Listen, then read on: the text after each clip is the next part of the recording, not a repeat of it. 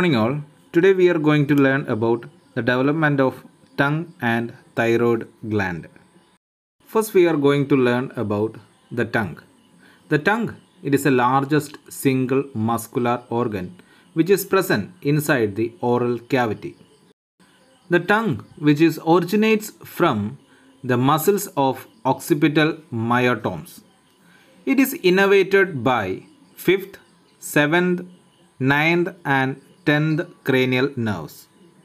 The extensive innervations of tongue is due to the long distance the muscle cells migrates to reach the tongue and varied functions performed.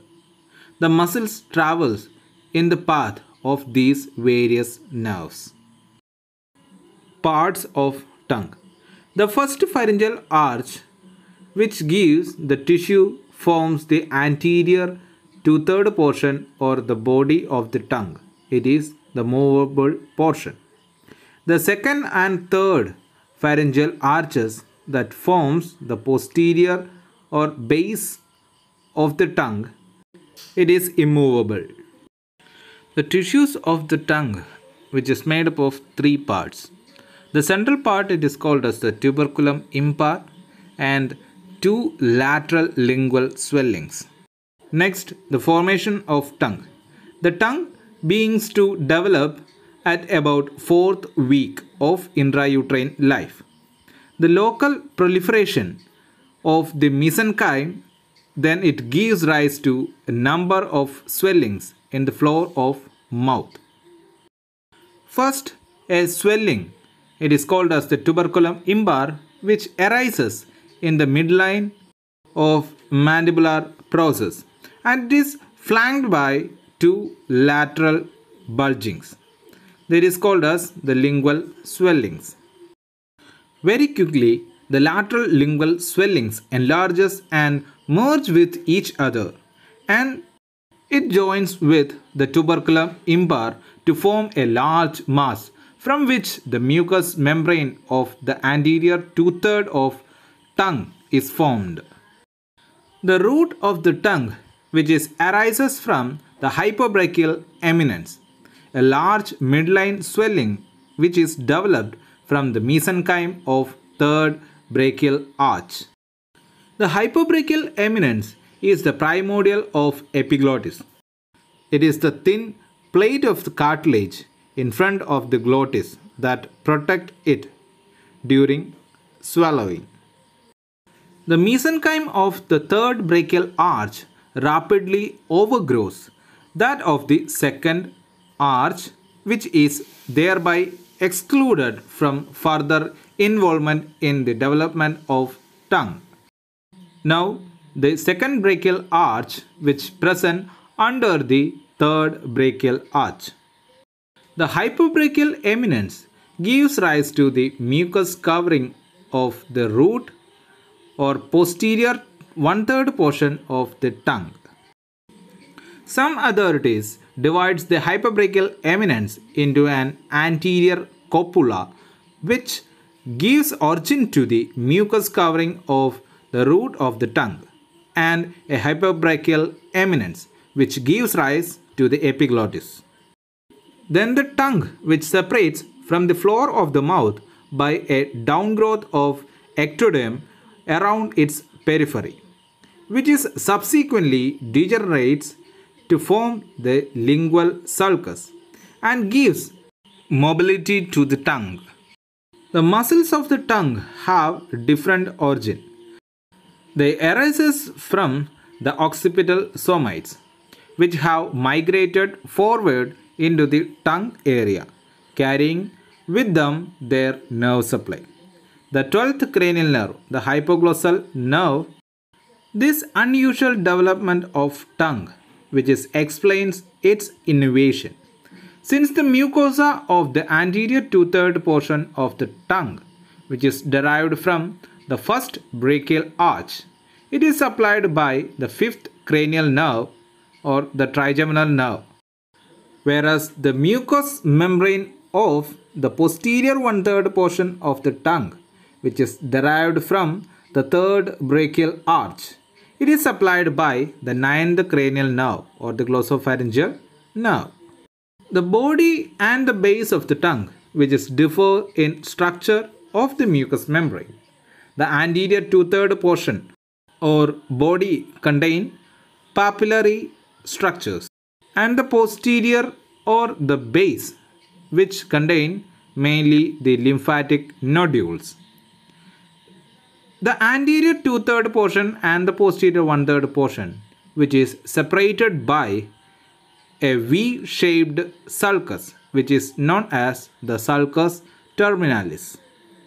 Then the anterior two-third portion of the tongue, which is divides into two lateral halves by a lingual septum, which is manifested externally as a median sulcus.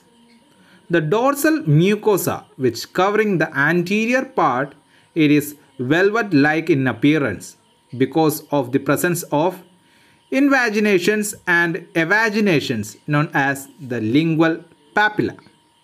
Congenital anomalies of tongue. First one, it is called as the aglossia. The aglossia means the absence of tongue. That condition, it is called as aglossia.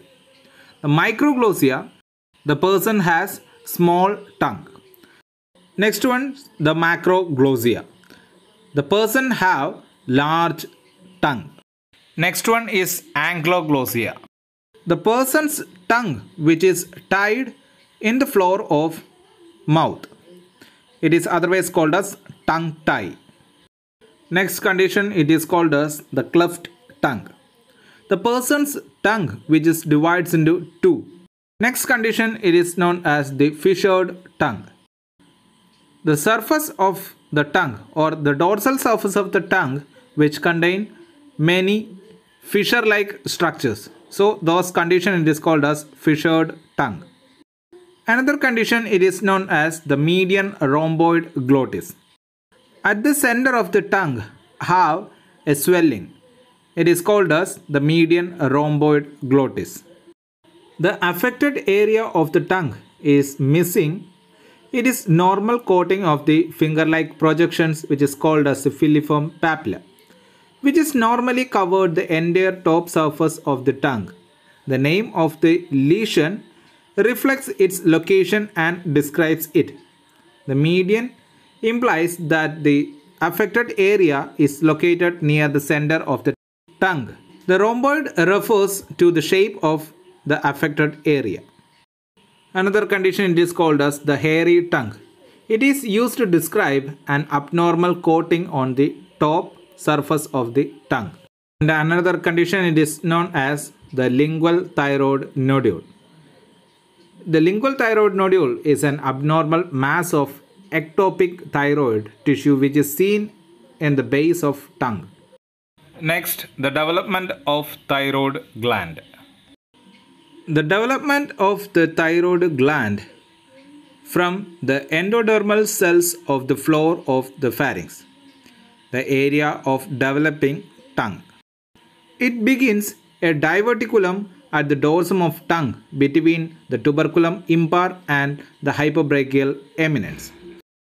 The elongation of the thyroid diverticulum to form the thyroglossal duct. It elongates downwards in front of the hyoid bone and thyroid cartilage, where it is ends by dividing into two parts. The ultimobrachial body gives parafollicular cell to the thyroid gland. The fate of thyroglossal duct. The upper end of the duct which remains as the foramen cecum on the dorsum of tongue. The duct degenerates from the foramen cecum and the hyoid bone. The duct from the hyoid to divisions of the duct form levator glandulae thyroideae and may be the pyramidal lobe. The divisions of the duct form lobes of the thyroid gland with the isthmus in between. The ultimobrachial body forms the parafollicular cells of the thyroid gland. Next, the congenital anomalies of thyroid gland. First one, the thyroid agenesis. It is the failure of formation of the thyroid gland. The second one, it is called as the lingual thyroid, the failure of thyroid descent. Another condition is known as the aberrant thyroid or the retrosternal thyroid gland. It is the over descent of the thyroid gland which is up to the thoracic cavity. Another condition is the thyroglossal cyst. It is the persistence of the part of the thyroglossal duct. Another condition, the thyroglossal fistula. The thyroglossal duct which is opens to the skin